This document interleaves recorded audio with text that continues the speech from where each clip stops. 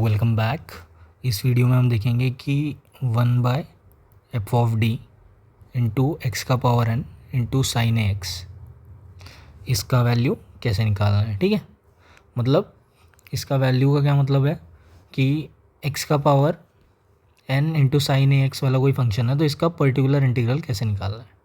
ठीक है, तो सपोज अगर मेरा f(d) 1/f(d) इंटू एक्स का power n into cos a x plus i times sine x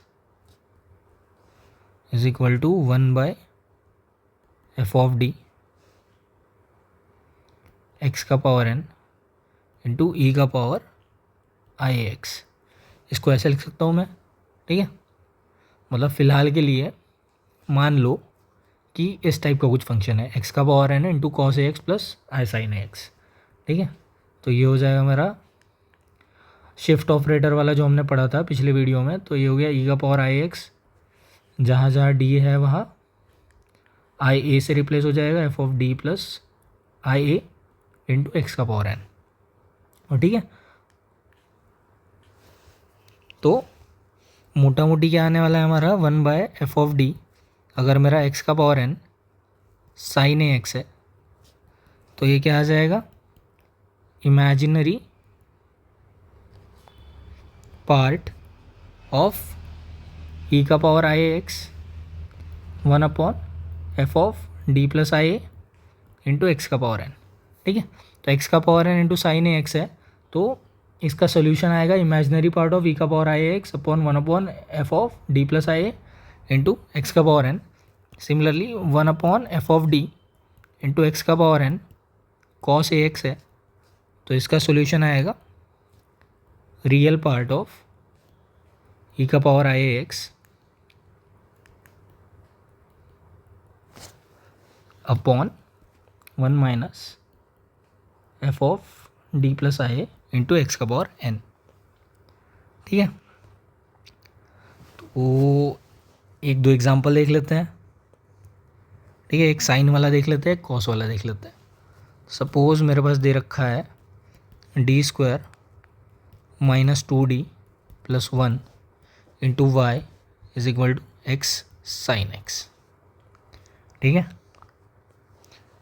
तो इसका क्या आ जाएगा, इसका आ जाएगा मेरा फंक्शन क्या है, एक्स साइन एक्स है। ठीक है, मतलब साइन के फॉर्म में है तो इसका सोल्यूशन आएगा, इसका पी आई क्या आ जाएगा, ओरिजिनली तो इसका आएगा 1/f(d) मतलब d² minus 2d plus 1 into x sine x, लेकिन ये इस फॉर्म में है तो इसका सोल्यूशन आ जाएगा इमेजिनरी पार्ट ऑफ ई का पावर आई ए एक्स। यहाँ साइन ए की वैल्यू क्या है,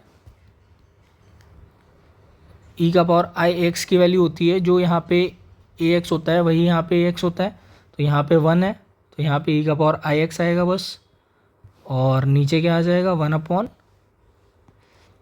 प्लस आई ए होता है। ठीक है, d प्लस आई ए से रिप्लेस हो जाता है तो यहाँ आई ए मतलब सिर्फ आई है तो यहाँ हो जाएगा d प्लस आई का whole square minus 2 times d plus i into plus 1 और यहाँ पे आ जाएगा आपका x। ठीक है, तो ये हमें पता है इमेजिनरी पार्ट आएगा तो आखिरी में देखेंगे इसको। तो ये ई का power i x upon 1 plus d plus i का होल स्क्वायर मतलब d² plus 2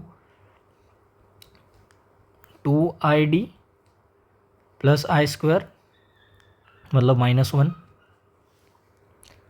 -2 -2i plus 1 into x.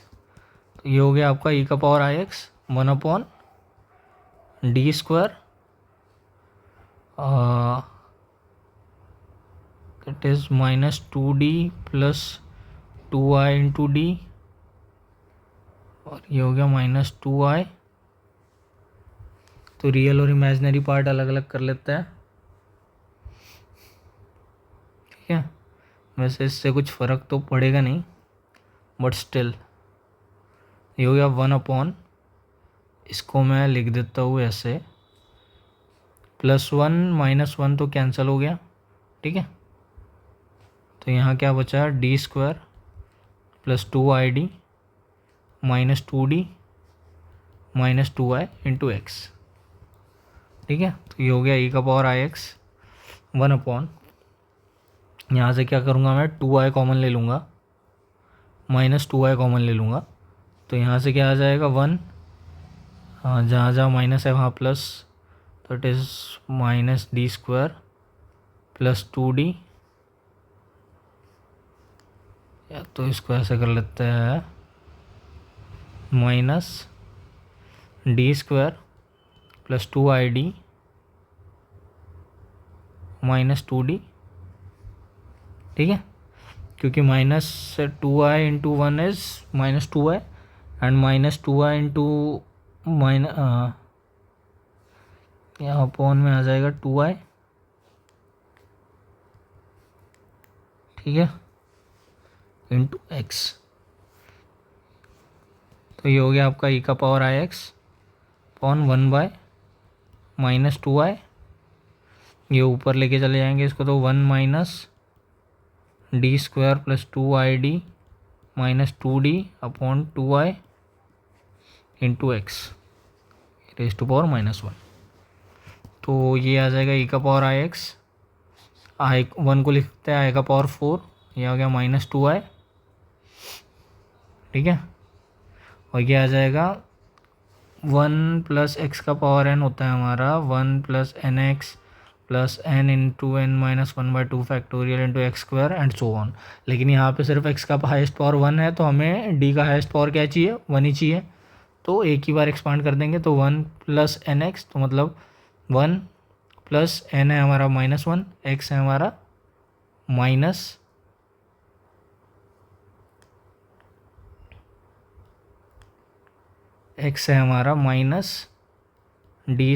+ 2ID -2D upon 2I whole rest × x।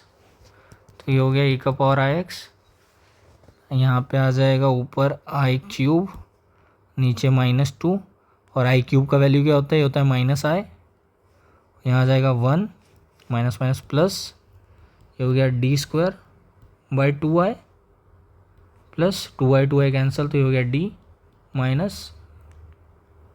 -2D / 2I into में आ जाएगा x। तो ये हो गया आपका e⁻IX इंटू I/2, ये हो गया x प्लस d² का इसके साथ डेरिवेटिव तो 0 हो जाएगा, d का डेरिवेटिव आएगा 1 माइनस d/i, मतलब 1/i तो एज इट इज़, और d का डेरिवेटिव आएगा 1 मतलब x का डेरिवेटिव आएगा 1 विथ रिस्पेक्ट टू x। तो ये हो गया e⁻IX इंटू I/2, यहाँ x आ गया +1 माइनस 1 को लिख सकता हूँ मैं I⁴ डिवाइड बाई I, तो यहाँ आ जाएगा I3, और I3 का वैल्यू होता है -I, तो ये हो जाएगा +I, ठीक है। तो ये हो गया e⁻IX डिवाइड बाई 2, I से मल्टीप्लाई कर लेंगे तो IX + I -I², ठीक है।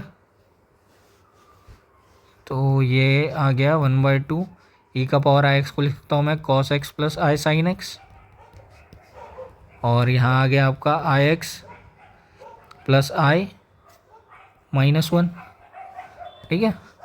तो ये क्या हो गया आपका, हाफ एज इट इज़, सबको मल्टीप्लाई कर लेंगे, तो ये हो गया I times x cos x plus I times cos x minus cos x, यहाँ आ जाएगा plus I × IS, I² times sin² x, मतलब -x sin x, I² × x sin x, मतलब I² की वैल्यू -1 हो जाएगी, तो -x sin x, यहाँ पे वापस से